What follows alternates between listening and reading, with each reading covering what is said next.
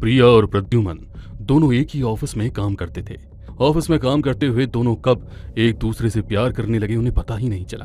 प्रिया की फैमिली पंजाबी थी और प्रद्युमन की फैमिली ब्राह्मण, इसीलिए फैमिली का सपोर्ट मिलना नामुमकिन था। इसलिए दोनों ने परिवार को बिना बताए ही लव मैरिज कर ली। शादी के बाद जब प्रद्युमन प्रिया को अपने घर ना ले जाकर एक किराए के घर में लेकर गया तो प्रिया बहुत हैरान हो गई। प्रद्युम्न, हम तो तुम्हारे घर जाने वाले थे, फिर तुम मुझे यहाँ क्यों लेकर आए हो? प्रद्युमन ने किसी बात का कोई जवाब नहीं दिया और उसे खामोश रहने का बोलकर अपने घर के अंदर लेकर आ गया। जैसे ही प्रिया घर के अंदर दाखिल हुई उसे पीछे से एक काला साया महसूस हुआ। प्रिया ने पीछे मुड़कर देखा तो कोई नहीं था। प्रद्युमन ने प्रिया के वेलकम के लिए पूरा घर अच्छे से डेकोरेट किया हुआ था।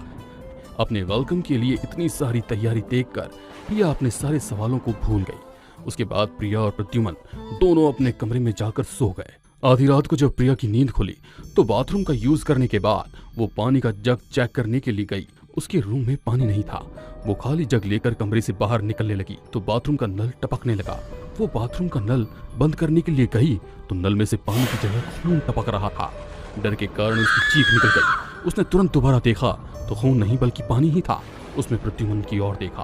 प्रद्युमन अभी भी पलंग पर आराम से सो रहा था। उसे लगा उसे कितनी बड़ी गलतफहमी हो गई और वो पानी लेने के लिए किचन में पहुंची। उसे पीछे से एक काला साया महसूस हुआ। प्रिया ने पीछे मुड़कर देखा तो कोई नहीं था।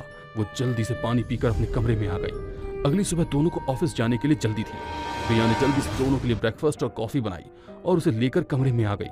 दोनों साथ में ब्रेकफास्ट कर रहे थे मगर बाहर बालकनी में एक साया उन दोनों के ऊपर नजर रखे हुए था। ऐसे ही कुछ दिनों तक हर वक्त प्रिया को लगता कि कोई ना कोई उन दोनों पर नजर रखे हुए है। घर में कभी कभी कुछ जलने की बू भी आती मगर वो बू केवल प्रिया को ही आती, प्रद्युमन को नहीं। प्रद्युम्न, मेरा यकीन करो, अभी यहाँ पर बहुत तेज बू आ रही है। ऐसा लग रहा है मानो मांस पक रहा है। प्रद्युमन उसकी बात सुनकर जोर जोर से हंसने लगा। मिसेस प्रद्युमन, आपकी शादी एक ब्राह्मण परिवार में हुई है। अब मांस मछली आपको सिर्फ सपने में ही नजर आ सकते हैं, इसलिए मांस पकने की बू आपके सपनों में आती होगी। मुझे तो ऐसी कोई बू नहीं आती। प्रद्युमन ने हंसते हुए प्रियंका की बात को टाल दिया मगर प्रिया हैरान थी कि उसकी किचन में कहां से मांस की बदबू आ रही है। अगले दिन दोनों तैयार होकर ऑफिस के लिए निकले तो ना जाने कैसे सीढ़ियों से उतरते वक्त प्रिया का पैर लड़खड़ा गया और वो सीढ़ियों से नीचे गिर गई।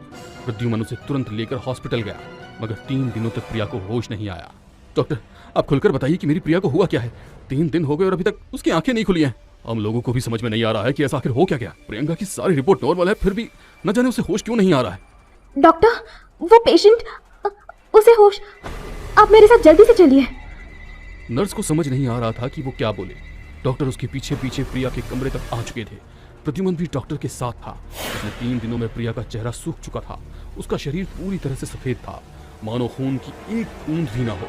वो जोर जोर से चीखते हुए वार्ड का सारा सामान इधर उधर फेंक रही थी। प्रिया, क्या हुआ? तुम होश में आओ, होश में आओ प्रिया। प्रद्युमन की आवाज सुनकर प्रिया उसकी ओर देखने लगी।